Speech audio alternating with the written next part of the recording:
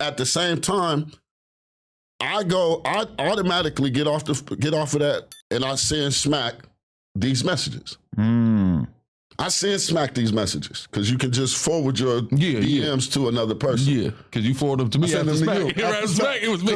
Me and you was laughing like a motherfucker. But like, who is this guy? What type of blue chews you on? So I immediately send it to Smack because at this point in time, I need to know, is this serious? Is this something that is a serious situation? Because we do frequent the same areas. There's a very good chance that I might pull up, or you might pull up, and we're going to see each other. There's going to be an event, or there might be a funeral. There's going to be a good chance that we're going to see each other. So is this because Smack asked me about the Viral Way interview?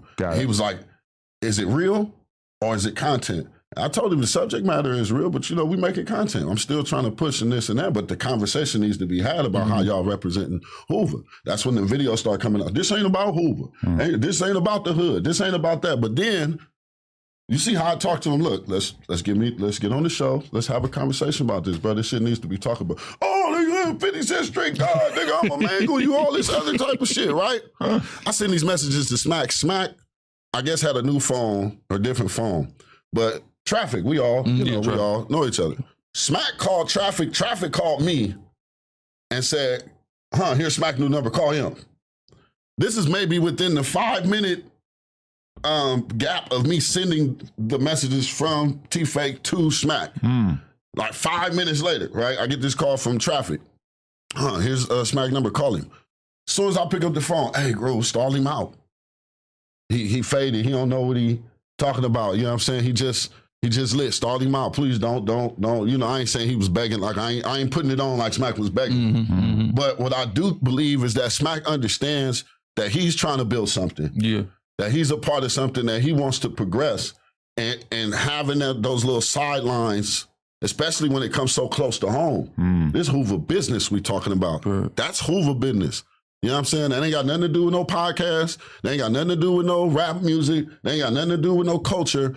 With how you talking to me right there, that's Hoover business. And say what you will about Smack, but Smack is outside. Like Smack can't really just be like talking to somebody that he might realistically see in the neighborhood and be like, hey, I'm gonna you up if he doesn't actually believe that. So Smack is out here living in reality, and then you got Trell off in Woodland Hills or whatever, basically just running his mouth, acting like he could beat up people that he can't beat up, acting like his brother's gonna beat you up. Your brother ain't doing shit for you. Your brother don't like you. And we've already, like I said, Hoover business is Hoover business, but those conversations have been had and established already amongst who they need to be. Big deal is not doing some goofy shit like that. And it's not gonna happen. It's not happening. It's not at all. If anything, it was like, Rag, they called me Little Blue Rag, 52nd Hoover Street. So it's more like, Rag, you good. Don't even what this to where other homies is hearing about this dude and don't know who he is. Homies is coming home from the pen, learning this internet shit, learning about this podcast shit, and they keep hearing this nigga's name in a negative light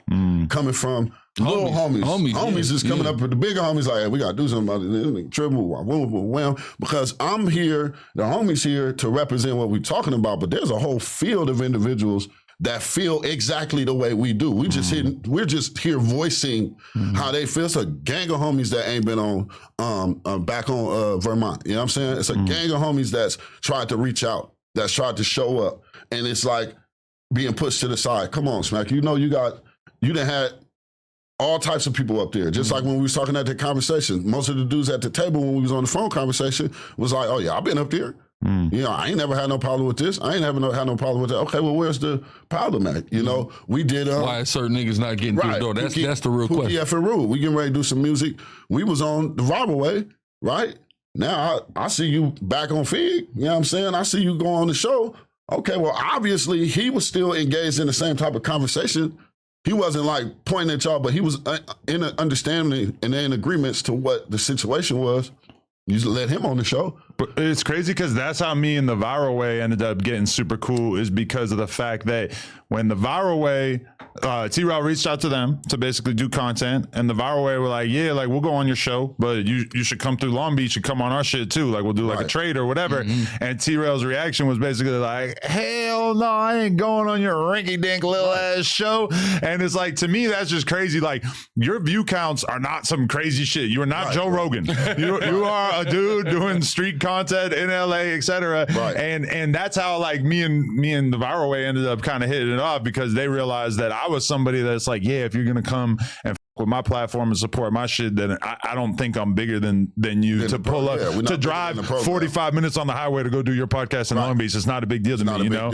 And realizing that he just has that vision of himself in his head, but really I think that's what's kind of up his fan base, because you know they're rocking at like 10-20% of the viewership that they used to do, because the fans kind of realize, oh, this dude is not really on the shit that he's acting like he's on. He don't really respect the people that support him.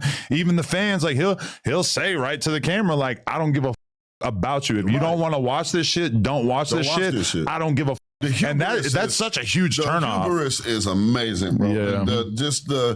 My shit don't stink. T-Real is amazing. You know what I'm saying? Now, don't get me wrong. I'm not taking from what they have done over there. I don't want to take from that. I don't want to exclude that the work that they've had to put in, long hours they've had to do X, Y, and Z, whoever's doing the editing, whoever's doing this, setting that up, that stuff takes work. So I acknowledge that, right? But what are we talking about here, bro? We're talking about somebody who thinks they're bigger than the program. You think you're bigger than the program. And nobody is bigger than the program. And if you think that certain things you do are not going to come back around to confront you, then you got more things coming in you than you know. I even suggested them changing the name. Call it something else, because like I said, they're putting out videos talking about this ain't got nothing to do with Hoover. Orange and blue, everything in the background. This ain't got nothing to do with Hoover, but you're grooving and cousin and grooving, every other word come out your mouth. You doing personal Hoover stomp videos. When I seen that, I said, why is T-Real doing a Hoover stomp video? I seen this girl throwing up H's and throwing up gang signs. She been doing that forever. Yeah, like what is that? For work. You're a white girl from Texas. Don't do that. Not only you not from the hood, he not from the hood. So what are we doing here when it comes to like the homie Bosco who did 30? What are we doing when we talk about like the homie Gumby who didn't put in work? The homie that's my homie Gorilla Hebrew who's mashing the H down people's throat, but with clarity and guidance and opening their minds to diverse thinking about religion and purpose. Putting the H, stamp of the H on it every time. And you ain't got him on this show. This is one of the most positive Hoovers on the internet, period. You're not gonna go find a more positive representation of Hoover on the internet nowhere. I ain't talking on religious standard or spiritual standards aside. You're not gonna see nobody in everybody hood working with nonprofits, organizations, all of this stuff, the enemies, people, all the enemigos, all of that type of stuff. You should at least have a Hoover hotspot or a Hoover highlight where every Friday y'all take 15, 20 minutes out to focus on somebody from the neighborhood that's doing something positive or contributing or giving back. You want to focus on putting the youngest, hottest, newest rapper you trying to do on there, and then you, like I said, bro, you radio personality, you cooking, you H walking, you're doing everything, and now you super Hoover over in your DM. God. Everything 420 really is that one-stop shop. Whether you're looking for your go-to gear or something new and unexpected, they got options for days, and they're always dropping mystery boxes and deals. The E420 app is clean, shipping is quick, and they literally have everything. Don't forget to use code NOJUMPER at checkout.